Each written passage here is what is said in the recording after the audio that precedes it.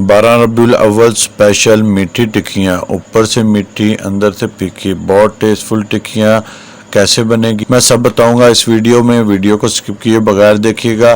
बिस्मिल्लाहिर्रहमानिर्रहीम। अस्सलाम वालेकुम। मैं हूं काशिफ ज़हूर और आप देख रहे हैं काशिफ फूड सीक्रेट। सबसे पहले पढ़ लेते हैं दुरूद पाक सल्लल्लाहु अलैहि मोहम्मद सल्लल्लाहु अलैहि वसल्लम। मैंने ले लिया 2 कप मैदा, दोनों कपों को अच्छे से भरा हुआ था, यानी कि 250 ग्राम मैदा, 1 पाव मैदा।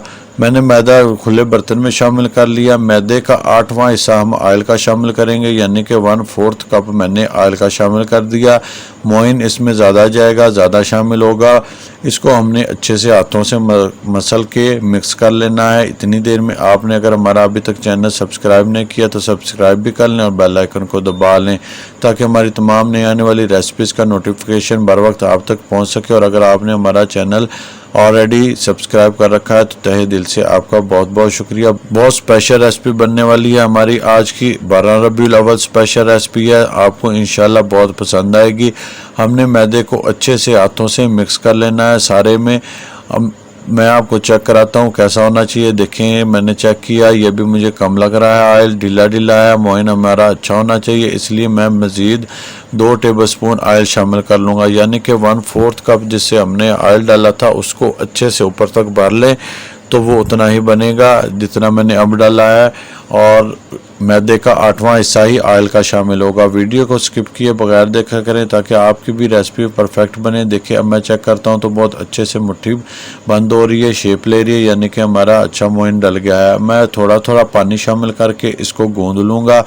पानी की मिकदार पे आपने नहीं जाना, कोई मैदा ज़्यादा पानी लेता है तो कोई कम, लेकिन आपने मैदे की फाइनल लुक देखनी है, ये कैसा बनाया है। हमने इसको सख्त गूंदना है, नरम नहीं गूंदना। जैसे हम रोटी पकाते हैं वैसा आटे जैसा हमने नहीं गूंदना, सख्त गूंदना है। मैं आपको चेक कराता हूँ, मैं इसको थोड़ा थोड़ा पानी डाल के गूंद लूँगा। देखिए, मैंने इसको अच्छे से गूंदा, ये देखिए कितना सख्त है, ज़ोर लगता है इसको गूंदते वक्त। ऐसा ही आपने गूंदना है और इसको गूंद कर 10 मिनट के लिए मैं रेस्ट पर रख दूंगा। सिर्फ 10 मिनट हमने रेस्ट पर रखना है। देखें, ऐसे सख्त होना चाहिए, ऐसा ही सख्त गूंद लें। मैं इसे 10 मिनट रेस्ट पे रखता हूँ और फिर आपसे मिलता हूँ। देखिए, 10 मिनट हमने इसको रेस्ट दे लिया। अब मैं इसको तोड़ लूँगा 2 हिस्सों में और छोटी छोटी लोइयाँ हम इसे की बना लेंगे। छोटे छोटे टुकड़ों में मैं इसको तोड़ लूँगा ताकि आसानी से हम छोटे छोटे पेड़े बना लें और इनको बेल लें। आप एक बड़ी रोटी भी बेल कर उसको कटर से काट सकते हैं, लेकिन मैं इस तरीके से छोटे छोटे पेड़े बनाकर एक एक को बेल लूँगा। बहुत आसान रेसिपी है और बहुत टेस्टफुल बनती है। आप इसको एक दफ़ा बनाकर 2-3 महीने के लिए आराम से एयर टाइट जार में रख कर इस्तेमाल कर सकते हैं। बच्चे और बड़े सभी इसको पसंद करते हैं। चाय के साथ तो बहुत ही मज़ेदार लगती हैं। देखिए, मैंने छोटी छोटी लोइयाँ बना ली, इनको अब मैं बेल लूँगा। आपने देखना है कितनी हमने मोटी बेलनी है और कितनी हमने इसको फैलाना है। ज़्यादा बड़े हमने नहीं बनाने, छोटे छोटे बनाएंगे। देखिए, माशाल्लाह इतनी आपने मोटी रखनी है, उंगली के हिसाब से आप देख सकते हैं कितनी मोटी है। इतनी मोटी हम बेल लेंगे और इसके ऊपर कांटे के साथ हमने अच्छे से सुराख कर लेने हैं। ये लाजमी कीजिएगा, एक साइड से कर लें या दोनों साइडों से। हमारी ये टिक्की फ्राई करने पर फूले ना, इसलिए हम ये सुराख कर रहे हैं। अगर ये फूलेगी तो इसकी शेप ख़राब हो जाएगी और ये भुर जाएगी। हमने इसके ऊपर सुराख अच्छे से कर लेने हैं, ये देखने में भी अच्छे लगते हैं और इसका फ़ायदा है कि हमारी पूड़ी फूलेगी नहीं। इसी तरीके से मैं सारी लोइयों को बेल लेता हूँ और ऊपर सुराख कर लेता हूँ। बहुत कम बजट में ये हमारी ढेर सारी बनकर तैयार हो जाती हैं। तकरीबन 40 रुपये का मैदा लगता है और 41 रुपये की ही चीनी। इतने में हमारी बहुत ढेर सारी बनकर तैयार हो जाएंगी। देखें, मैंने सबको बेल लिया और सबके ऊपर अच्छे से सुराख कर लिया। आप भी अच्छे से सुराख कर लीजिएगा। देखिए, माशाल्लाह कितनी ढेर सारी ये बनकर तैयार हो गई हैं। अब हम चूल्हे पर ऑयल को चढ़ा लेंगे। मैंने ऑयल लो आंच पर गरम किया है। मैं आपको आंच भी चेक कराऊंगा और सारी लोइयाँ जो हमने बेली हैं इनको मैं बीच में शामिल कर दूंगा। बेफिक्र होकर शामिल करें, ना ही ये आपस में जुड़ेंगी, ना ही ये टूटेंगी, ना ही ये ख़राब होंगी। आपने फ्लेम का ख्याल रखना है। मैं बताऊंगा कहाँ पर हमने फ्लेम हाई करना है और कहाँ पर लो।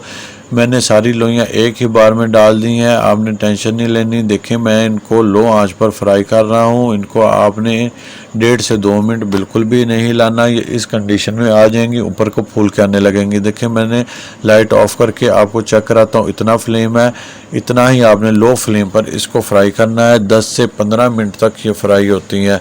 आपने इतना ही लो आंच पर इसको फ्राई करना है ताकि ये अंदर तक अच्छे से पक जाएं, अंदर से कुक हो जाएं।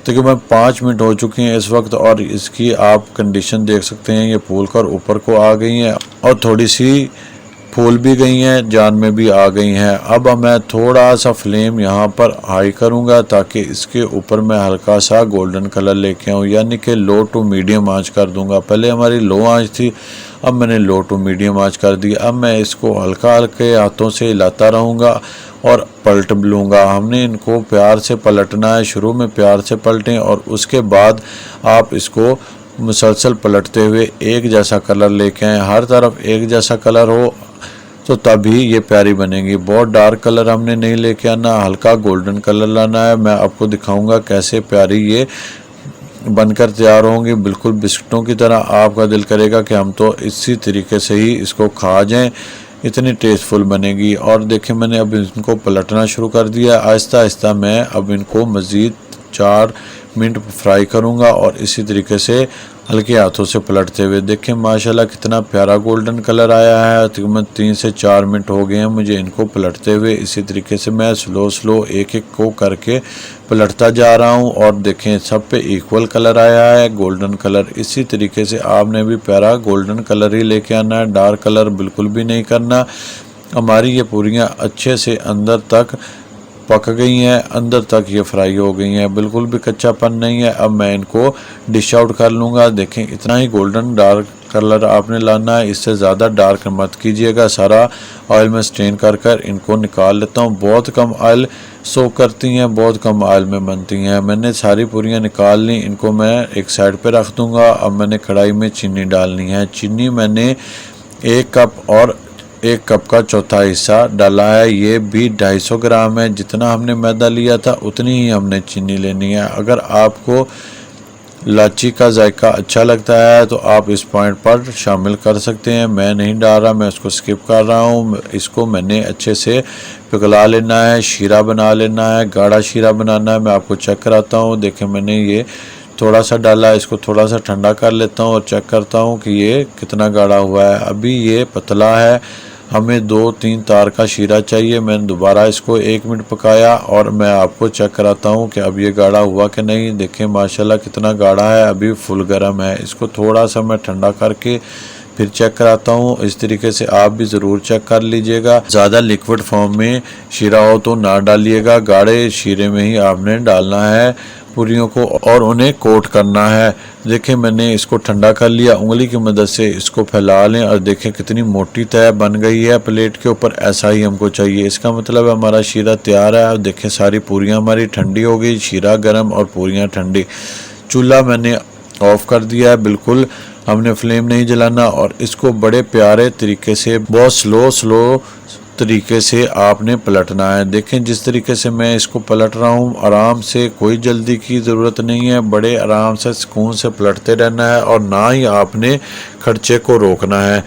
मुसलसल पलटते रहें। तकरीबन 3 से 4 मिनट आपने पलटना है और इन सब के ऊपर बहुत अच्छी कोटिंग हो जाएगी। चीनी की मकदार हमने बिल्कुल परफेक्ट लिया है, ना कम होगी ना ज़्यादा होगी इंशाल्लाह। देखिए मैंने इसको अच्छे से 3-4 मिनट पलट लिया। सबके ऊपर बहुत अच्छी कोटिंग होगी, इक्वल कोटिंग होगी, बिल्कुल एक जैसी कोटिंग हुई है। बेहतरीन हमारी मीठी टिक्कियाँ बनकर तैयार हो गई हैं। रबीउल अव्वल की स्पेशल मीठी टिक्कियाँ बहुत टेस्टफुल बनती हैं और इंशाल्लाह आपको बहुत पसंद आएंगी। आपको अगर हमारी ये रेसिपी पसंद आई है तो अपने फ्रेंड और फैमिली के साथ ज़रूर शेयर करें और कमेंट्स बॉक्स में अपनी राय का ज़रूर इज़हार किया करें। हेल्दी पकाएं, हेल्दी खाएं, अपना और अपनों का बहुत ख्याल रखें। मुझे भी अपनी दुआओं में याद रखें। काशिफ फूड सीक्रेट से काशिफ को दें इजाज़त। अल्लाह हाफिज़। आपने अगर हमारी ये रेसिपीज़ नहीं देखी तो इनको ज़रूर देखें और ट्राई करें। लोगों ने बहुत पसंद किया, इंशाल्लाह आपको भी बहुत पसंद आएगी।